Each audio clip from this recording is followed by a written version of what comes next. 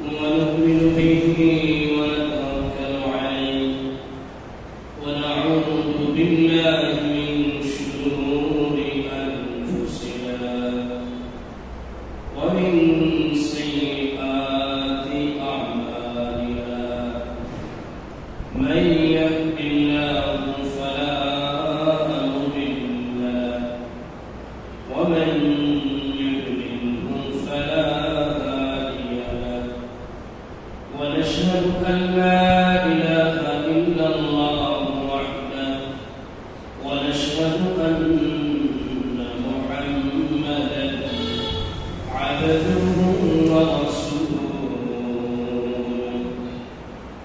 أما بعد فقد قال الله تعالى في كلامه المجيد أعوذ بالله من الشيطان الرجيم بسم الله الرحمن الرحيم واتقوا يوما ترجعون فيه إلى الله ثم توفى كل نفس ما كسبت وهم لا يظلمون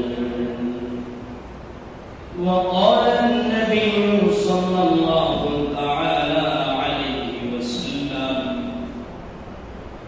الكيس من دان نفسه وعمل لما بعد الموت إلى آخر الحديث أو كما قال عليه الصلاة والسلام شكري محمد الشفيع شكرت للكل اللهم صل على محمد النبي الأمي وعلى آله وسلم تسليما الحمد لله الله پاک دربارے لاکھوں شکریہ اللہ رب العالمین আমাদেরকে দয়া করে মায়া করে আল্লাহ পাকের অসংখ্য মাখলুকাতের মধ্যে শ্রেষ্ঠ মাখলুক মানুষ হিসাবে সৃষ্টি করেছেন এই জন্য দিল থেকে আমরা কালিমাতুশ শুকর পাঠ করি বলি আলহামদুলিল্লাহ সেই সাথে আল্লাহ রাব্বুল আলামিন একজন মানুষের জীবনের চূড়ান্ত লক্ষ্য হায়াতে মাকসাদে হায়াত জীবনের প্রথম লক্ষ্য তার মালিককে খুশি করা মালিককে চিনতে পারা বুঝতে পারা জানতে পারা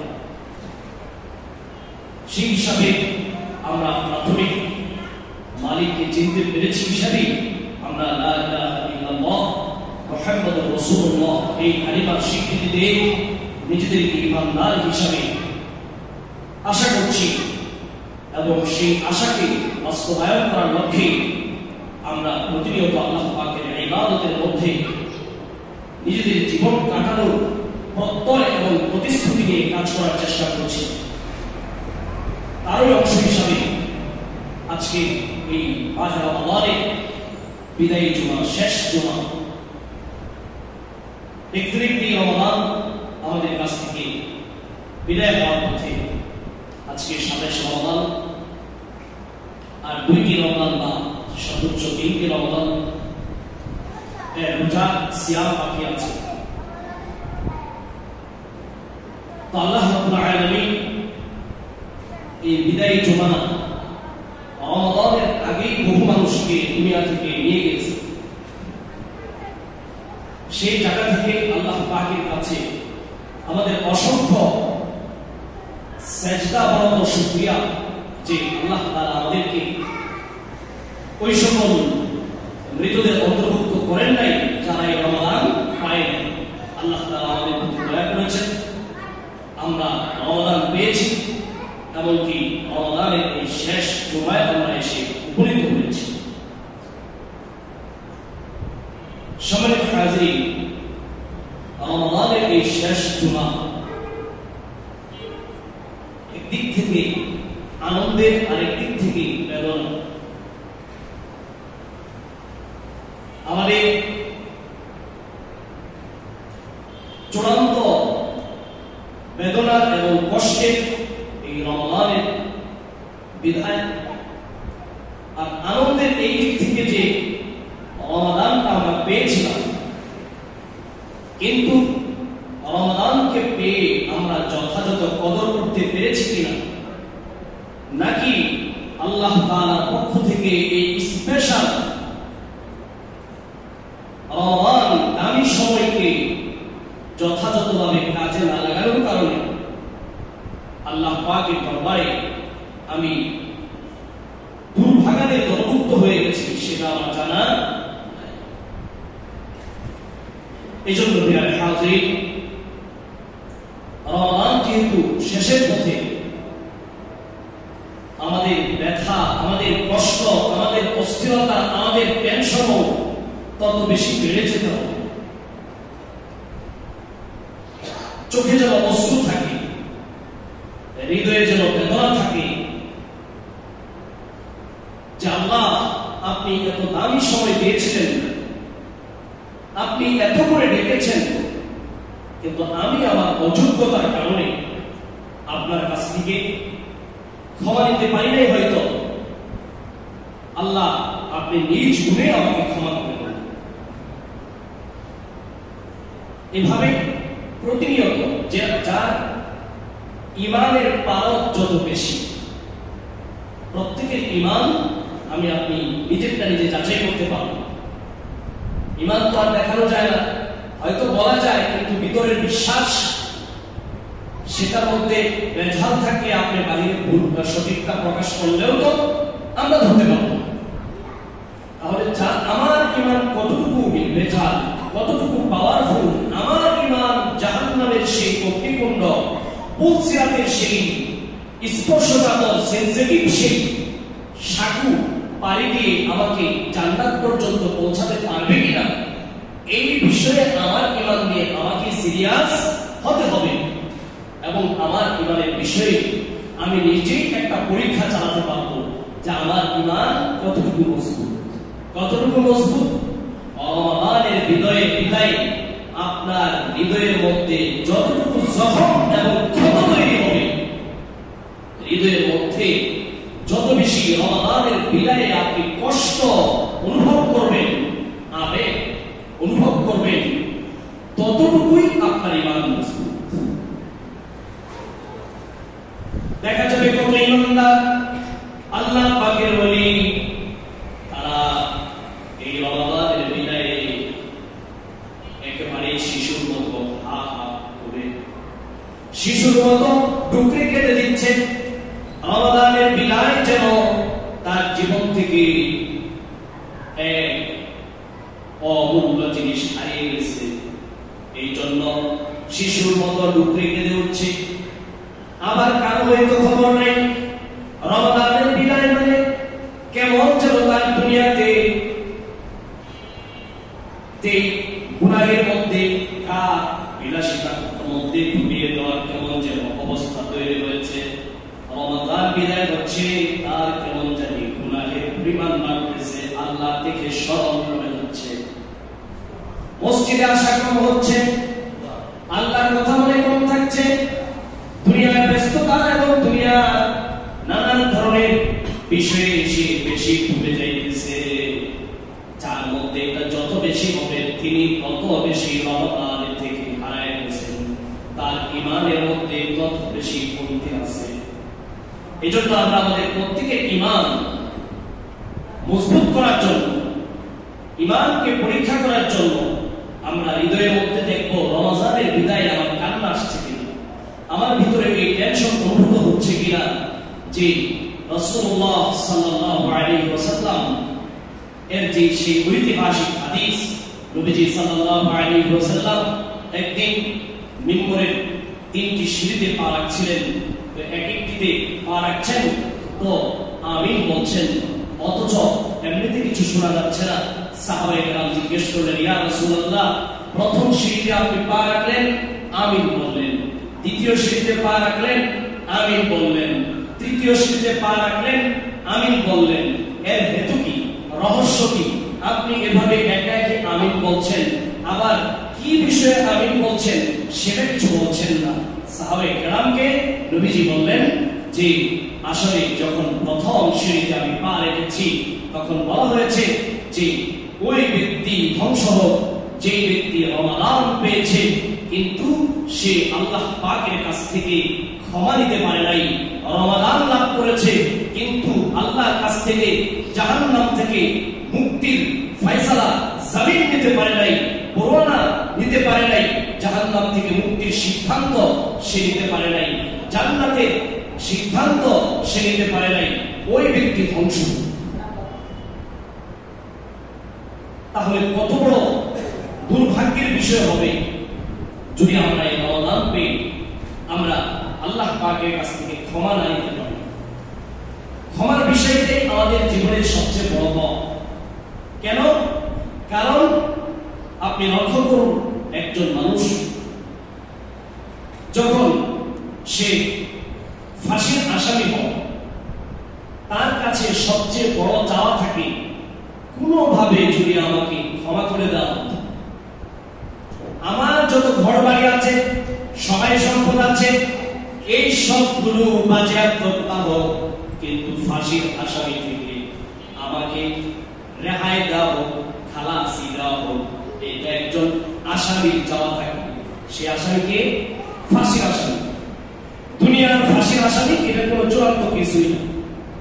কারণ পৃথিবীতে বহু ফাঁসির আসামি আছে যে লোক জান্নাতে যাবে, যে লোক কি জানে বিনা হিসাবে জান্নাতি, এমন ফাঁসির আসামি থাকতে পারে না, জুলুমের শিকার মাজলুম। তাহলে পৃথিবীতে একজন ফাঁসির আসামি সে চায় আমার সবকিছু বাদ দিয়ে হলেও আমাকে যেন এখান থেকে মাফ করা হয়, এই শাস্তিটা যেন আমাকে মাফ করা হয়, আমার অপরাধটা যেন মাফ করে আমাকে ছেড়ে দেওয়া হয়। তাহলে একজন বান্দা তার মালিকের কাছে সবচেয়ে বড় চাওয়া এটা, আল্লাহ আপনি আমাকে মাফ করলেন। ক্ষমাটাই মূল। কারণ আপনি ক্ষমা যখন পেয়ে যাবেন মালিকের রহমত আপনার দিকে অফুরন্ত ধারায় বর্ষিত হতে থাকবে। কারণ আল্লাহ তো আল্লাহ জাল্লা শানুহু, তিনি তো এত মহান, তিনি তো এত আরহামুর রাহিমিন, তার দয়া তো এত বেশি যে আমরা চিন্তা করে তা শেষ করতে পারবো না। কেমনে? দেখেন, যে ব্যক্তি সরাসরি আল্লাহর জমিনে বসে আল্লাহর দেওয়া জবান দিয়ে, আল্লাহর দেওয়া সম্পত্তি দিয়ে, আল্লাহর দেওয়া শরীরে চুট দিয়ে গরম নিয়ে আল্লাহকে দেদারসে গালি দিতেছে, দেখা যায় আল্লাহর সাথে সাথে তারে হ্যাং করে দিতে পারতো যে এই তুই স্পট ডেড, কিন্তু আল্লাহ করে না, ছাড় দিয়ে দিচ্ছে, কিছুই করে নাই। কত বড় সাহস! একজন আমাদের একটু যদি আমাদের ক্ষমতা থাকে, একটু পাওয়ার থাকে, আমাকে কেউ গালি দিয়ে যেতে পারবে? আল্লাহ তো পুরাটাই পাওয়ার, সবকিছুই ছিল, কিন্তু আল্লাহ তাআলা ছেড়ে দেন। আল্লাহ তাআলার দয়া। তাহলে আল্লাহ তাআলা যদি কাফেরকে দয়া করতে পারেন, এই দুনিয়াতে করছেন, অবশ্যই কাফের পরকালে দয়া পাবে না। সে যদি কাফের অবস্থায় মৃত্যুবরণ করে, কারণ আল্লাহ তাআলা দয়ার দুইটা ভাগ আছে। একটা দয়া অংশ হলো যে তিনি দুনিয়াতে কাফের, বেঈমান, মুসলমান, ঈমানদার সবার প্রতি তিনি দয়া করেন, কিন্তু পরকালে এটা হবে না। সেখানে দয়া যা হবে আচ্ছাদত হবে, খুব বেশি হবে, অপরিসীম হবে, কিন্তু সব দয়া শুধু ঈমানদারদের জন্য বরাদ্দ থাকবে। আবার শাস্তি যার জন্য হবে, আল্লাহ পাক রব্বুল আলামিন নিজের কহ্হার নামে প্রতিফলন যার উপর ঘটাবেন, শাস্তি যাকে দিবেন তাকেও এমন অপরিসীম শাস্তি দিবেন। আল্লাহ রাব্বুল আলামিন সূরা ফজরে নিজেই বলেন, ইয়াকুলু ইয়া লাইতানি কদ্দামতু লিহায়াতি ফায়াউমা ইযিল লা ইউআযযিবু আযাবাহু আহাদ। তোমরা দুনিয়ার অনেক ধরনের শাস্তি দেখতে পারো, দুনিয়ার কত ধরনের নাবুগরিব কারবার আর কত ধরনের নির্মম টর্চারের কথা তোমরা শুনেছ, কিন্তু ফায়াউমা ইযিল লা ইউআযযিবু আযাবাহু আহাদ। আল্লাহ তাআলা ওই দিন অপরাধীদেরকে যে শাস্তি দিবেন, ওই শাস্তি এই দুনিয়ার কোন শাস্তির সাথে তুলনা চলবে না। এই দুনিয়ার শাস্তিগুলো কল্পনারও বাহিরে আল্লাহ তাআলা শাস্তি দিবেন। এর সার কথা হলো আল্লাহ তাআলা পরকালে যার প্রতি রাগান্বিত হবেন, যাকে কাফের হিসেবে যে মৃত্যুবরণ করবে তাকে শাস্তি দিবেন, তো এত শাস্তি দিবেন, এত শাস্তি দিবেন যার কোনো সীমা থাকবে না, যেটার কল্পনাও করা সম্ভব না, যেটার কল্পনাতে কিয়ামত পর্যন্ত কোনো মানুষ করতে পারে নাই। এই জন্যই তো কাফের বেঈমান জাহান্নামে গিয়া বলবে, ইয়া রব্বানা রব্বানা আবসারনা ওয়া সামি'না ফারজি'না না'মাল সালিহান ইন্না মুকিনুন। কাফের বেঈমান আল্লাহ পাকের ওই শাস্তির অবস্থা দেখে বলতে থাকবে, রব্বানা আবসারনা, আগে জানতাম না, বিশ্বাস করি নাই, ভুল করে ফেলছি, আবসারনা চোখে দেখলাম, ওয়া সামি'না সত্য সত্যই শুনলাম, ফারজি'না একবার ফিরে যাবার সুযোগ দেন দুনিয়ার ভিতরে, না'মাল সালিহা আমার মতো বুজুর্গ আর কেউ হবে না, ইন্না মুকিনুন আপনি আপনার প্রতি শতভাগ বিশ্বাস নিয়ে এখন যাব, আমি আর দ্বিতীয়বার আপনার সাথে এই রকম করব না। আল্লাহ বলবেন এই চান্স দ্বিতীয়বার হয় না, কিছু কিছু চান্স দ্বিতীয়বার হয় না, এই চান্সও দ্বিতীয়বার। এজন্য প্রিয় হাজরিন, যেটা বলছিলাম আল্লাহ পাক দয়ালু, আমি যদি আল্লাহ পাকের কাছ থেকে ক্ষমা নিয়ে নিতে পারি আর কিছু থাকবে না, আমার যা চাওয়া সব পাবো, যা চাওয়া সব পাবো। এজন্য রমাদানের বিদায়ের মুহূর্তে আমাদেরকে আল্লাহর কাছ থেকে ক্ষমা নেওয়ার বিষয়ে খুব তৎপর হতে হবে। এজন্য আমরা যেটা করতে পারি, আমরা মানুষ, আমরা গাফলতের মধ্যে পড়ে যাই, আমরা পরক্ষণেই ভুলে যাই নিজের অপরাধ, অপরাধের শাস্তির ভারী, এগুলো আমরা ভুলে যাই। যেন এগুলো ভুলে না যাই, সেজন্য আমাদের উচিত হবে যে আমরা সব সময় একটা তাসবিহ হাতে নিয়ে নিব, চলতে ফিরতে সব জায়গায়। অনেকেই মনে করে তাসবিহ হাতে তো এটা হুজুরে দিবে, অথবা তাসবিহ হাতে দিবে বুজুর্গ আছে, তো সবাইকে আমাদের বুজুর্গ হতে হবে না। আল্লাহ তাআলার কাছে বুজুর্গ তো সবাইকে হয়ে যেতে হবে। এজন্য তাসবিহ হাতে আপনি নিয়ে নেবেন। এই রমজানের বিদায়ের মুহূর্তগুলোতে আপনার হাতে যখন তাসবিহ থাকবে, এই তাসবিহটা আপনাকে স্মরণ করায় দিবে, এই কিছু একটা করো। তো এতে করে আপনি কি করবেন, মনে হইবে আস্তাগফিরুল্লাহ আস্তাগফিরুল্লাহ আস্তাগফিরুল্লাহ। আপনি কোন মালিকের কাছে আস্তাগফিরুল্লাহ বলছেন জানেন?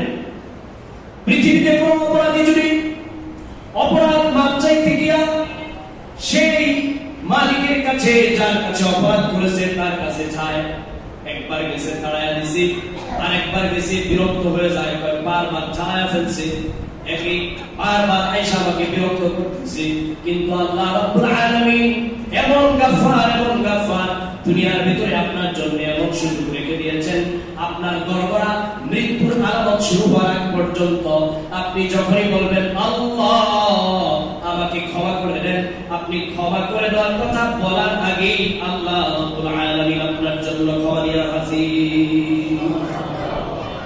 কিন্তু এই ক্ষমা চাওয়াটা হইতে হবে লামসাম না, এই ক্ষমা চাওয়াটার মধ্যে আপনাকে সত্যতা নিশ্চিত করতে হবে, আপনি এই ক্ষমা চাওয়ার মধ্যে পরিপূর্ণ সঠিক থাকতে হবে।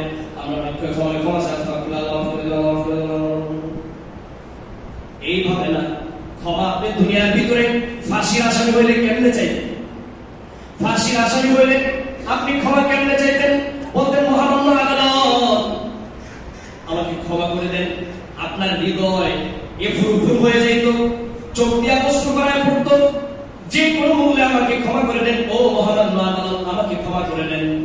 মহামান্য আদালত বলার আগে আপনি বলা শুরু করতেন, ও মহামান্য আদালত যে অপরাধের কারণে আমাকে ধরছেন, এই অপরাধ আর কখনো আমি করব না, আপনাকে আমি একবারে স্ট্যাম্প সই দিয়া রেখে যেতেছি, জমি বাড়ি সব রেখে দিয়া যেতেছি, যে যদি আমি ব্যত্যয় ঘটাই তাহলে আপনি সব জমি টমি নিয়ে যান। অর্থাৎ আপনি যখন দুনিয়াতে কারো কাছে ক্ষমা চান, তখন ওই অপরাধ দ্বিতীয়বার করবেন না, এটা পরিষ্কার করেন।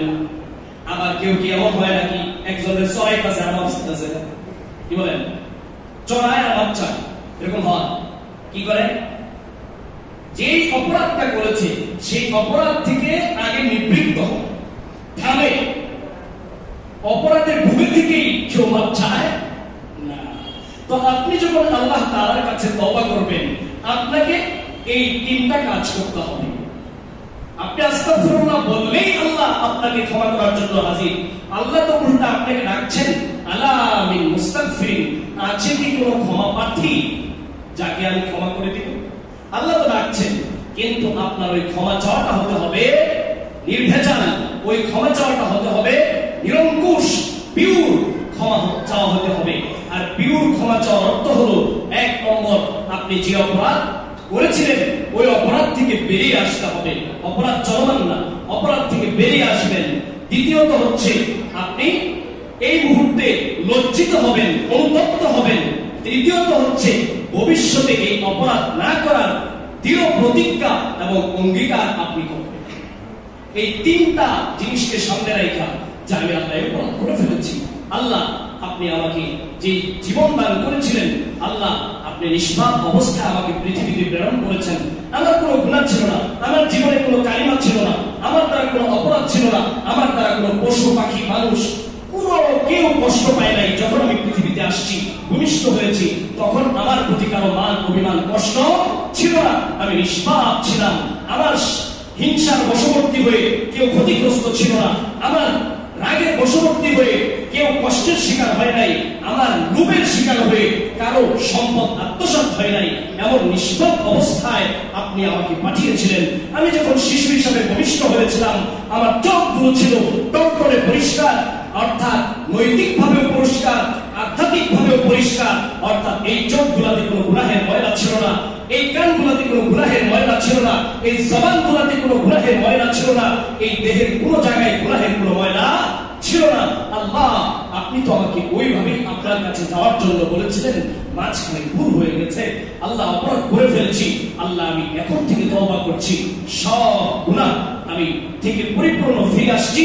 আর আমি একজন লজ্জিত, আপনার মতো মহান বাদশা তার নাফরমানি আমি করেছি, এর মতো চরম লজ্জার বিষয়, লাঞ্ছনার বিষয়, দুঃখের বিষয় আর হতে পারে না। যে মহান মালিক, যে আপনি আমাকে প্রতিনিয়ত দয়া করেই চলছেন, আমার শরীরের প্রত্যেকটা অঙ্গ, প্রত্যেকটা ইঞ্চি, প্রত্যেকটা জায়গাকে আপনি পরিশ্রম করে চলছেন, আমার পরিপাকতন্ত্র, আমার মাথা, যে ব্রেন, সবগুলোকে আপনি কাজ করাচ্ছেন, চোখের নাকগুলো কাজ করছে, যেগুলো দ্বারা প্রতিনিয়ত আপনি আমাকে এই পৃথিবীতে উপভোগ করবার সুযোগ দিয়েছেন। আল্লাহ আমি আপনার নাফরমানি তারপরেও করে ফেলেছি, আপনি আমাকে ক্ষমা করেন। এইভাবে বর্তমানে আপনাকে লজ্জিত হতে হবে, আর ভবিষ্যতে আমি গুনাহ করব না এই চিন্তা করতে হবে। পারা যাবে এমন ক্ষমা? আল্লাহ তাআলার কাছে ক্ষমা চাওয়া যাবে ইনশাআল্লাহ? আল্লাহ কবুল করেন। এরকম ক্ষমা চাওয়ার জন্য আমি যেটা বলছি, এই 3 দিন একটা তাসবিহ হাতে নেবেন আর আস্তাগফিরুল্লাহ পড়বেন, আস্তাগফিরুল্লাহ পড়বেন। হাতে থাকলে এই তাসবিহটা আপনাকে স্মরণ করায় দিবে যে আপনাকে ইস্তেগফার করতে হবে। আর ইস্তেগফার করার কথা মনে হইলে সারা দিনে যদি 1000 বার ইস্তেগফার করেন, একবার হইলেও তো সিরিয়াসনেস আসবে, নাকি বলেন? হয়তো গাফলতির সাথে আপনি পড়ছেন 500 বার, 999 বারই হয়তো আপনার ওইভাবে আল্লাহর প্রতি গুনাহ থেকে যে লজ্জিত হওয়া ওইটা সেই পরিমাণে ছিল না। কিন্তু হতে তো পারে 1000 বার ইস্তেগফারের মধ্যে একটা ইস্তেগফার জাহান্নামের আগুনকে আপনার জন্য হারাম করে দিয়েছে, জান্নাতকে আপনার জন্য কনফার্ম করে দিয়েছে।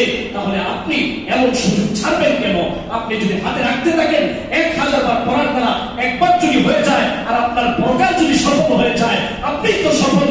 আল্লাহ রাব্বুল আলামিন বলেছেন, ফামান যুকজিহা আনিন নার ওয়া উদখিলাল জান্নাহ ফাকাদ ফাজ। ও দুনিয়ার মানুষ, বুঝো আর না বুঝো, আজ নয় কাল, চূড়ান্ত কথা, চূড়ান্ত মেসেজ, চূড়ান্ত বার্তা তোমরা এটা জানবে। তোমরা লিখে রাখো, চির সংবিধান, চির সত্য, মহাসত্য, ধ্রুব সত্য। ফামান যুকজিহা আনিন নার। পৃথিবীতে বহু মানুষের সফলতা তোমরা দেখো, সফলতার কীর্তি তোমরা শুনো, কিন্তু মনে রাখো, ফামান যুকজিহা আনিন নার ওয়া উদখিলাল জান্নাহ। যে ব্যক্তি জাহান্নাম থেকে মুক্তি পাবে, চূড়ান্ত জীবনে যে ব্যক্তি জান্নাতের সার্টিফিকেট পাবে, ফেরেশতাদের আহলান সাহলান মারহাবায় জান্নাতে যে ব্যক্তি যেতে পারবে, জাহান্নামের আগুন থেকে নিরাপদ দূরত্ব যে পেয়ে যাবে, সেই ব্যক্তি মূলত সফল কাম। আর না হয় জীবনের যত সফলতা, জীবনের যত ভোগ বিলাস, জীবনের যত অর্জন, সব অর্জন নিমিষেই তোমার থেকে শেষ। সব অর্জনের সুফল মুহূর্তেই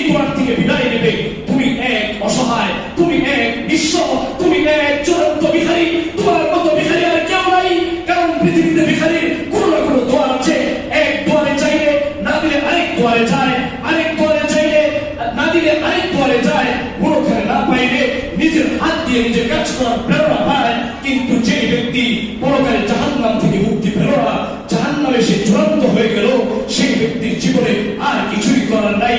সে এমন ভিখারি, তার কোনো দরবার নাই, কারণ আল্লাহকে তো সে নাখুশি করে ফেলছে, আল্লাহ তো তার দিকে তাকাবেনই না।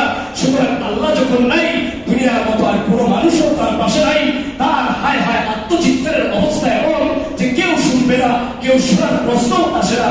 বছর বছর কিয়ামত কিয়ামত কত সময় যাবে, অনন্তকালের সময় যাবে, তার জীবনের দুঃখ আর ঘুচবে না।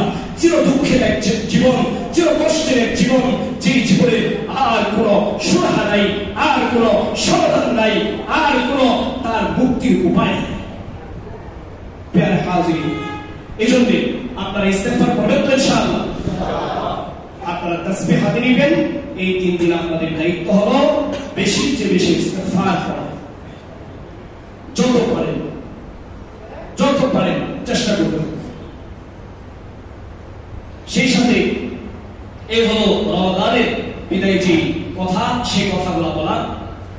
দ্বিতীয়ত হচ্ছে, আমি আপনাদেরকে আগেও ঘোষণা দিয়েছি যে পৃথিবীর বাস্তবতা অনুযায়ী, পৃথিবীর নিয়ম এবং সিস্টেম অনুযায়ী পৃথিবীতে কেউ স্থায়ী হয় না। সুতরাং কর্মস্থল সেটা তো স্থায়ী হওয়ার প্রশ্নই আসে না। হতেই পারে পরিবর্তন।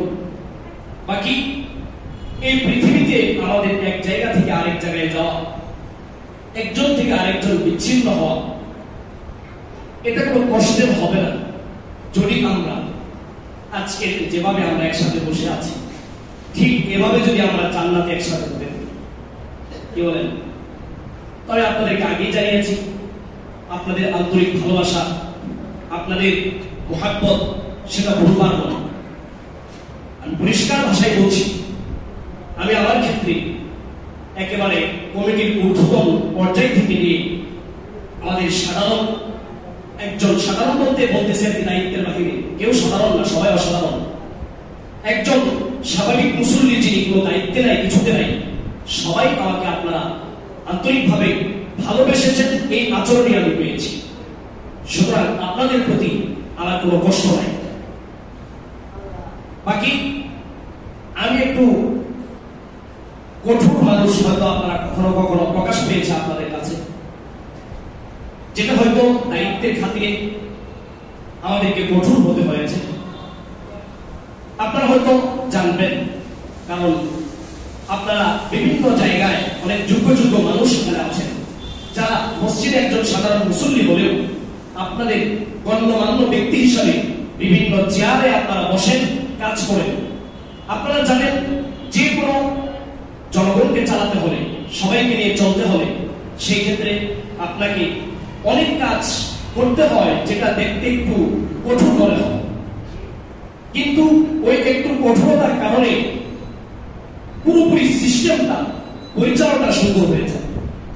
এজন্য আমাকে হয়তো আপনারা এই ভূমিকায় বেশি পেয়েছেন। আমি এই ক্ষেত্রে যেটা করতে চেয়েছি, যে আমার কারণে যেন এই মিম্বার, এই মেহরাব, এর প্রতি যেন মানুষের ভুল মেসেজ না যায়। অর্থাৎ এই মিম্বার ঠিক আছে, পরকালের দিক থেকে দামি, দুনিয়ার দিক থেকে দামি, কি বলেন? তো দুনিয়া ছাড়া কি পরকাল হবে? এই দিক বিবেচনায় তো দুনিয়া আরো বেশি গুরুত্বপূর্ণ, কারণ দুনিয়ায় নির্ণয় করবে আপনার পরকাল কি হবে। দুনিয়ায় নির্ণয় করবে আপনার পরকাল কি হবে। তো এই ভুল মেসেজ যেন না যায় আমাদের সমাজে। মসজিদের মিম্বারগুলো, বহু জায়গা মেহরাবগুলো মাজলুম, নির্যাতিত, নিপীড়িত, সেই জায়গায় আমি স্পষ্ট ভাষায় কখনো হয়তো কঠোর সতর্কবাণী আপনাদেরকে পেশ করেছি, সেটা হয়তো আপনারা কষ্ট পেয়েছেন। তো সেই জায়গা থেকে আমি দায়িত্বের খাতিরে, আমার অযোগ্যতার কারণে, হয়তো আমি যদি ওইরকম বুজুর্গ হইতাম, হয়তো আমার অতভাবে না বললেও আপনারা করে যেতেন, আপনারা সতর্ক হয়ে যেতেন। আমার অযোগ্যতার কারণে ওই সিস্টেম রক্ষার্থে, মেহরাব এবং মিম্বরের মর্যাদা রক্ষায় আমি যে টুকটুকু কঠোরতা আপনাদের সাথে করেছি, সেটার জন্য আমি আন্তরিকভাবে আপনাদের কাছে দুঃখ প্রকাশ করছি। আপনারা আমাকে ক্ষমা করে দিবেন। ক্ষমা করবেন তো ইনশাআল্লাহ? করবেন না করে ফেলছেন? করছেন? জুড়ে তো কম না, সবাই করছেন?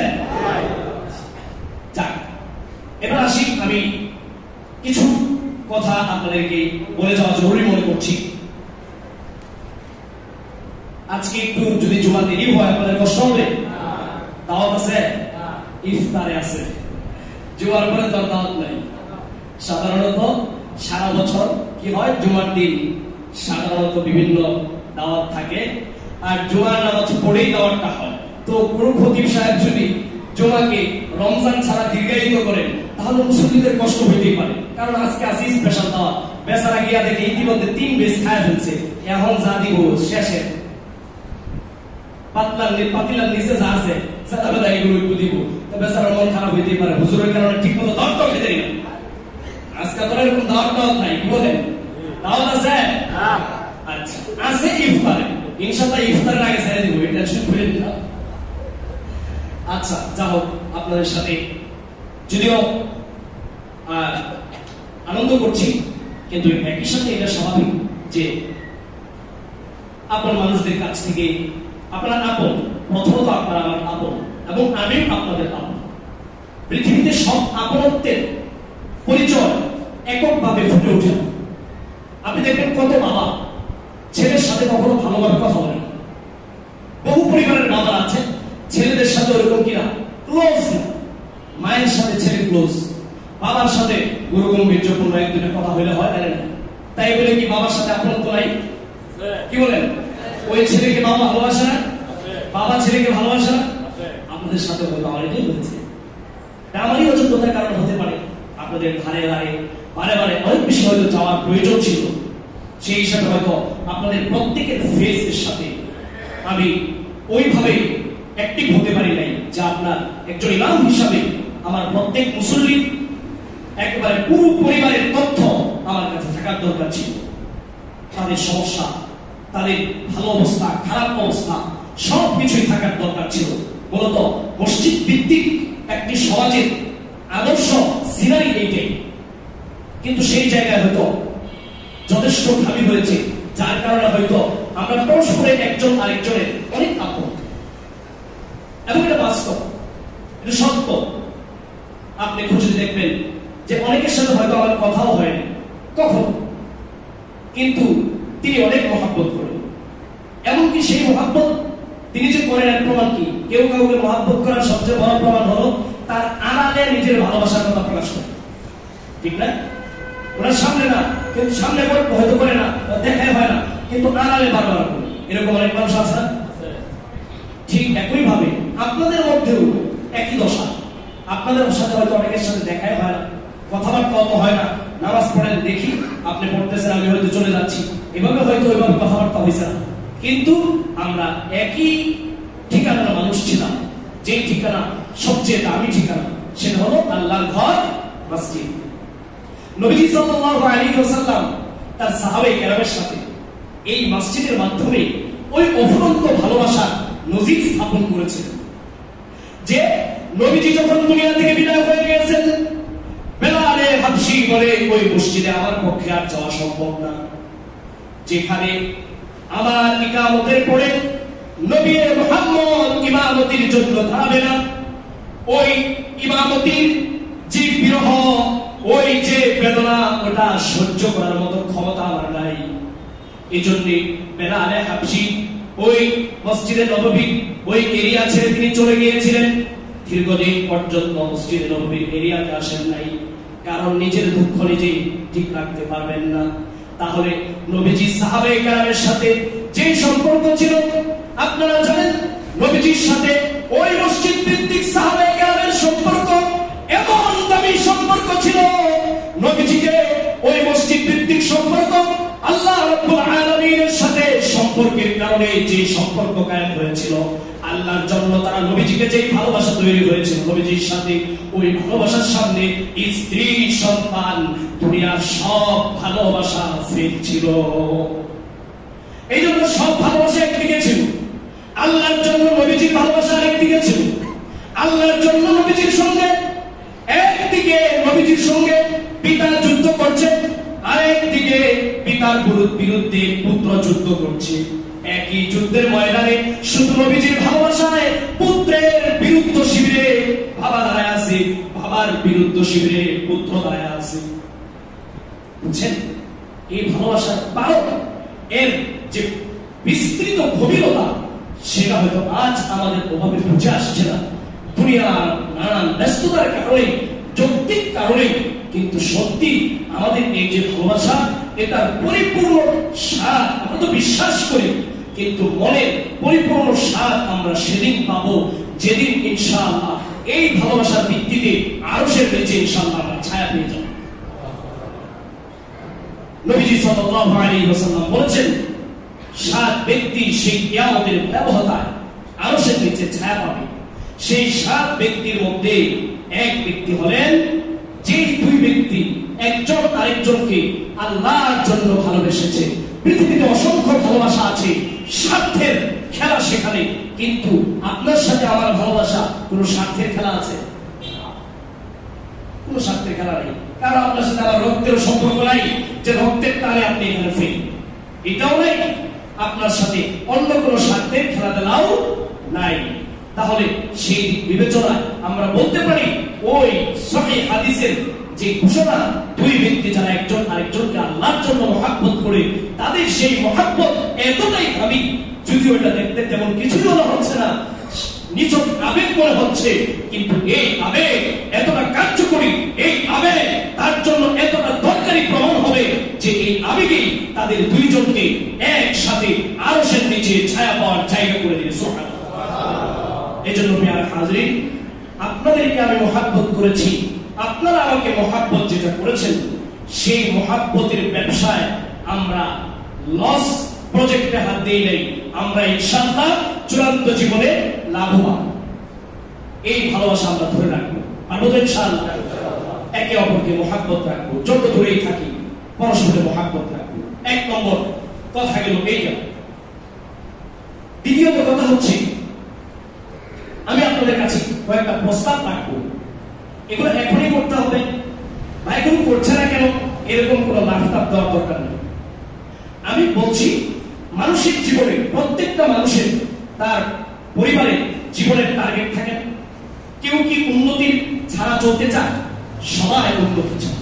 সেজন্য আমরা আমাদের সবচেয়ে দামি সম্পর্কের জায়গা, সবচেয়ে কাজের জায়গা পৃথিবীতে হলো এই আল্লাহর ঘর মসজিদ কেন্দ্রিক যে আবেগ, আল্লাহর ঘর মসজিদ কেন্দ্রিক যে দৌড়ঝাঁপ, আল্লাহর ঘর মসজিদ কেন্দ্রিক যে একটু সময় দেওয়া, এইগুলো হলো সবচেয়ে দামি। এই জন্য এইটাকে আমরা দিনের দিন আরো বেশি উন্নতির দিকে নিয়ে যাব, এত বেশি উন্নতির দিকে নিয়ে যাব, আল্লাহ যেন আমাদের প্রতি খুশি হয়ে বলেন, আল্লাহর ঘরকে তো এতটাই ভালোবাসি, আমাকে না দেখে এতটাই ভালোবাসা চায়। আল্লাহু আকবার। আল্লাহ যেন সেদিন আমাদের প্রতি আশ্চর্য হয়ে খুশি হয়ে যান। এইরকম ভালোবাসা মসজিদ কেন্দ্রিক আমাদের ঘরে উঠুক, দরকার আছে না নাই? তাহলে প্রিয় হাজরিন, সেই জায়গা থেকে আমি কিছু প্রস্তাব দিব। সেটা হলো, একটি আদর্শ মসজিদ আমাদের এই মসজিদ হয়ে উঠুক। এই একেবারে মাটির ঘর থেকে সেই কাদা আর পানি ভেজানো জায়গায় নামাজ পড়ার মুসল্লা থেকে আজকে আল্লাহ রাব্বুল আলামিন আপনাদেরকে 2টি তালা, এরপরে 3য় তালার অর্ধেক কাজ হয়ে গেছে, বাকিটাও হয়ে যাওয়ার পথে আছে। এই যে করার তৌফিক যিনি দিয়েছেন, তার কাছে যদি আমরা চেষ্টা করি, যদি আমরা আন্তরিক চেষ্টা এবং দোয়া চালাই, এই মসজিদ পুরো এলাকার জন্য বিশাল এক হেদায়েতের জারিয়া হতে পারে কি পারে না? এই এলাকার প্রত্যেকটা মুসল্লির মৃত্যুবরণ সাথে সাথে জান্নাতে যাওয়ার উসিলা এই মসজিদ হয়ে যায়। এমন আদর্শ মসজিদ হলে আমাদের ক্ষতি না, লাভ না, অনেক লাভ। এটা দরকার না, একটু দরকার, অনেক দরকার, অনেক দরকার। সেই জায়গা থেকে আপনার আদর্শ মসজিদ যেন এটা হয়, এই জন্য আমি আপনাদেরকে কিছু বিষয়ে আইডিয়া দিব। 1 নম্বর, আপনারা যেটা জানেন, একটা আদর্শ মসজিদের 1 নম্বর কাজ হলো, সেই আদর্শ মসজিদে আপনার সব ধরনের সব মুসল্লিদের পরকালের শিক্ষার ব্যবস্থা থাকবে, যেটা বক্তব্যের মাধ্যমে পরিচালিত হবে। সেজন্য আগামী দিনে বক্তব্যকে আরো বেশি সুশৃঙ্খল করার একটা চেষ্টা আপনাদের থাকতে হবে। দ্বিতীয়ত হচ্ছে, সব মুসল্লিদেরকে কিভাবে ধীরে ধীরে মৌলিক দিন শিক্ষার আওতাভুক্ত করা যায়, সবাই যেন থাকে। বিরাট একটা চিন্তা করা এবং ধীরে ধীরে বাস্তবায়ন করা। এইটার জন্য আপনারা আগামী ইমাম সাহেবের সাথে মিলে সহযোগী হবেন। আমিও আপনাদের সাথে ঘরে ঘরে ইনশাআল্লাহ পরামর্শ দিয়ে সাথে থাকবো ইনশাআল্লাহ। আপনারা খুশি তো এতে? আচ্ছা, তো সেটার জন্য আপনাদের কি করতে হবে? যেমন এই বছর আমরা 25 দিনের একটা টার্গেট নিয়েছিলাম যে 25 দিনে আমরা কিছু মানুষকে কোরআন শিখাবো। আলহামদুলিল্লাহ আমাদের কিছু মুরব্বী তারা 25 দিনে কোরআন শিখে ফেলেছে। এখন তারা রিডিং ধারাবাহিকভাবে ধরতে পারে, মদ গুণনা এগুলো ধরতে পারে। খুব সহজ সিস্টেমে আমাদের যে স্টাফ আছেন তারা শিখিয়েছেন, আমি সহযোগী হিসাবে ছিলাম। যেমন আমাদের এই বছর রমজানে যারা কোরআন শিখছেন আমাদের বয়স্ক একটা হাত তুলেন তো। আমরা 5-7 জন পেয়েছিলাম, মাশাআল্লাহ হাত নামান। 5-7 জন আমরা পেয়েছিলাম যারা রেগুলার ক্লাস করেছে, কারণ আমি শর্ত দিয়েছিলাম রেগুলার ক্লাস করতে হবে। রেগুলার ক্লাস করেছে মাত্র 1 ঘন্টা। তারা খুব তৃপ্তির সাথে বলেছে। আমার সামনে এখন জিজ্ঞাসা করার দরকার নাই, পরে আড়ালে জিজ্ঞাসা করেন যে আসলে কি হুজুর যে ওয়াদা দিয়েছিল প্রথম দিন একটা লেকচার আসছিল যে 25 দিন ধারাবাহিক থাকলে নাকি আপনাদের বিরাট কিছু হয়ে যাবে, তা কি হয়েছে কিনা জিজ্ঞাসা করলে আপনারা নিজেরাই ফল পাবেন। ওইটা আমি এখানে সরাসরি আমি শুরু বলতে আপনার। তো এই জন্য আপনারা এইভাবে টার্গেট নেওয়া যে এবছর 5 জন হয়েছে, পুরো এলাকার তথ্য হালনাগাদ থাকবে যে 5 জনের হয়েছে তো আর কে কে বাকি আছে। আগামী রমজানে আর 5 জন করে, আর 5 জন করে, এভাবে আপনারা পর্যায়ক্রমে এরকম একটা সিস্টেম রাখতে হবে যেন এই এলাকার প্রত্যেকটা মুসল্লি এই মসজিদে এসে নামাজ পড়ে, মসজিদকে ভালোবাসে, মসজিদে দান করে, অথচ সে এই পর্যায়ে অন্তত মসজিদ থেকে শিক্ষা পাবে না যে প্রয়োজনে সেই নামাজ পড়াতে পারবে। এটা হয় না, কি বলেন? আমাদের ভালো লাগবে না? আমাদের সভাপতি মহোদয়, সেক্রেটারি মহোদয়, কেশিয়ার সাহেব, প্রশাসক সাহেব, অন্যান্য এরকম দায়িত্বশীল যে যখন থাকবে, সবাই যদি এলাকার যোগ্য হয় তাহলে যে যখন থাকবে সেই নামাজ পড়াতে পারবে কি পারবে না? এটা আমাদের জন্য আনন্দের হবে না? এটা আমাদের একটা মিস্টেক হয়ে গেছে যে আমরা দীর্ঘদিন পর্যন্ত নানান কারণে হয়ে ওঠে না। কিন্তু পরিকল্পনা রাখলে এটা কিন্তু কোনো কঠিন কাজ না। পরিকল্পনা রাখলে এটা কোনো কঠিন কাজ না। এই জন্য আমি বলবো মসজিদের এই শিক্ষা দীক্ষার বিষয়টি নিয়ে আপনারা সবাইকে বললাম এজন্য যে ইমাম সাহেবকে আপনারা অ্যালার্ট করবেন এবং ইমাম সাহেব যখন আপনাদের এরকম আবেগ দেখবেন তখন তার জন্য এই পথ চলা সহজ। বুঝতে পেরেছেন? দ্বিতীয় বিষয় হলো মসজিদের যে নির্মাণ, সেই নির্মাণ বিষয়ে যখন যা প্রয়োজন হবে। আমি বারবার একটা কথা বলি, সেটা আপনারা হয়তো মনে করতে পারেন যে হুজুর বলে এগুলো কৌশল। আসলে কৌশল না, কৌশল দিয়ে কি হবে? হ্যাঁ, এগুলো হলো আপনাকে আস্তে করে আখিরাতে জোড়া দেওয়ার একটা প্রচেষ্টা। এটা আপনি এবার যেভাবেই দেখেন, যেমন আমি বলি যে কোনো প্রজেক্ট আসবে আপনার যেন ওখানে 2 টাকা হলেও থাকে, যে কোনো প্রজেক্ট আসবে ওইখানে আপনার সাধ্য অনুযায়ী যেন অংশগ্রহণ থাকে। এমন যেন না হয় মসজিদের কোনো একটা প্রজেক্ট হাতে নেওয়া হয়েছে, উদ্যোগ হাতে নেওয়া হয়েছে, সেই উদ্যোগে সম্পূর্ণ আপনার অনুপস্থিত, আপনার কোনো অংশগ্রহণ নাই, এটা যেন না হয়। তাহলে মসজিদের নির্মাণ ইত্যাদি যত উদ্যোগ আছে সব উদ্যোগে আমরা নিজেদের সামর্থ্য অনুযায়ী অংশগ্রহণ করব। এটা দুনিয়ার কারো দিকে তাকায় না, ইমামের দিকে তাকায় না, কমিটির দিকে তাকায় না, মুসল্লির দিকে তাকায় না, আমি দিব আমার আল্লাহর ঘরকে। এই নিয়ম করা যায় ইনশাআল্লাহ? এটা হলো আরেকটি কাজ। এবার আসেন আরেকটি কাজের প্রতি আপনাদের আমি জরুরি দৃষ্টি আকর্ষণ করছি। যে জায়গাটাতে আমাদের অবহেলা হয়ে যায় এবং আমরা এটা বুঝতে পারি না, এটা বোঝার জন্য আপনাদেরকে একটু কথা বলতে হবে। আজকে একটু দেরি হবে, আপনারা কষ্ট নেবেন না, যেহেতু আমার কথাগুলো বলতে হবে আপনাদেরকে এবং আপনাদের জন্য জরুরি। এটা একটা ক্লাসের মতো মনে করেন, একটা সেমিনারের মতো মনে করেন, আপনাদের জন্য জরুরি। তৃতীয় যে বিষয়টা, এটা অনেক জরুরি কিন্তু সবচেয়ে বেশি অবহেলার শিকার। এই অবহেলা বোঝানোর জন্য ঘটনা 1 আপনাদেরকে বলছি। ময়মনসিংহ যাওয়ার পথে মোটামুটি ভালুকার এদিকে ময়মনসিংহ মহাসড়ক একবারে সংলগ্নই একটু মাঠ, এরপরে বিশাল দৃষ্টিনন্দন সম্ভবত 4 তলা থেকে 6 তলা মসজিদ, পাশে বিশাল এস্তেঞ্জাখানা, এর পাশে বিশাল ঈদগাহ মাঠ। সেই মসজিদে যে কোনো কারণবশত আমার যাওয়া হলো ওখানকার দায়িত্বশীলের সাথে কথা বলার জন্য। দায়িত্বশীল আমাকে নিয়ে গেলেন। ইমাম সাহেব যদি তার প্রত্যেক হিতাকাঙ্ক্ষীকে নিয়ে বাসায় ঢুকেন তাহলে বাসার মানুষ বাঁচবো না মরবো। কি বলতেন? আচ্ছা, ইমাম সাহেবের সাথে সম্পর্কটা কেমন? প্রশাসনের মতো, বরং প্রশাসনের চেয়ে বেশি। আপনি এই এলাকায় যেই প্রশাসন যেই দায়িত্বে সে ওইটাই করে, কিন্তু ইমাম সাহেব কি আপনার সব কাজের তদারকি। আপনি যে বিল্ডিং করবেন ওইটাও কিন্তু ইমাম সাহেবের অংশগ্রহণ আছে। আপনি জিজ্ঞাসা করতে হবে এবং করা জরুরি, হুজুর বাথরুমের সিস্টেমটা কেমন হলে ভালো হয়, ওইখানে উযুখানা রাখার দরকার আছে কিনা, আমি একজন মুসলমান, আমার ঘরটার মধ্যে মুসলিম স্থাপত্য শৈলীর কি কি থাকা উচিত। কি বলেন? তাহলে অংশগ্রহণ আছে না? তাহলে পরামর্শ শেষ আছে? লোকটা আমাকে নিয়ে গেল এবং স্বাভাবিকভাবে 2 তলায় নিয়ে বসলো একটা ফ্লোরের মধ্যে, এবং তার বসার জন্য কোনো আলাদা জায়গা নেই। আমি বললাম তাহলে আপনি ঘুমান কোথায়? তিনি আমাকে দেখিয়ে দিলেন পর্দা ঘেরা একটা জায়গা।